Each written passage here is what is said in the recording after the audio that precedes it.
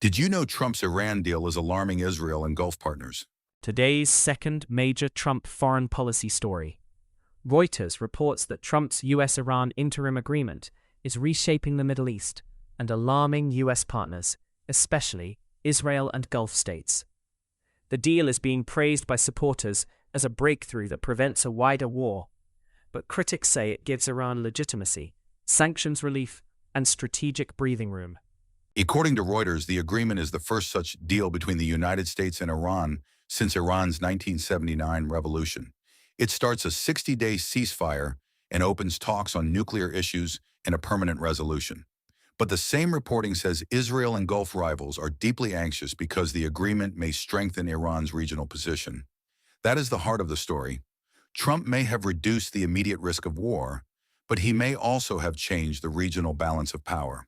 This is the classic trade-off in diplomacy. A deal that stops fighting can also empower the side you are fighting. Israeli analysts cited by Reuters view the deal as a strategic setback.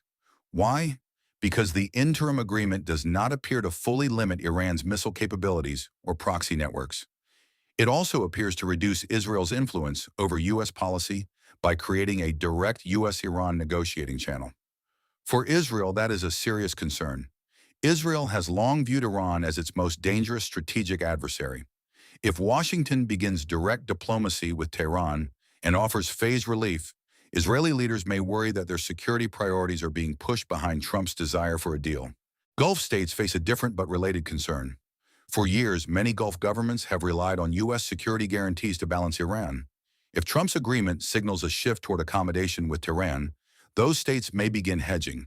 That could mean quiet diplomacy with Iran, new defense arrangements, or more independent regional policies.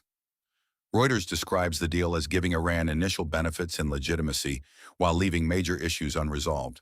Supporters argue this is the price of preventing catastrophe. Critics argue it gives Iran too much too early. So the big question is, did Trump create peace, or did he give Iran time? The answer may depend on what happens during the 60-day window. If Iran keeps shipping lanes open, reduces attacks, and enters serious nuclear talks, Trump can argue that pressure plus negotiation worked. If Iran uses the ceasefire to regroup, preserve its missile program, or strengthen proxies, critics will argue that the deal was a tactical pause that benefits Tehran. There is also a political dimension inside the United States. Trump's supporters may celebrate the deal as proof that he can end wars and force adversaries to the table. Foreign policy hawks may attack it as too soft. Democrats may split between those who favor de-escalation and those who question the details. What to watch next? 1. Whether Israel publicly criticizes the deal or works privately to shape the next stage. 2. Whether Gulf states issue cautious statements or begin their own outreach to Iran.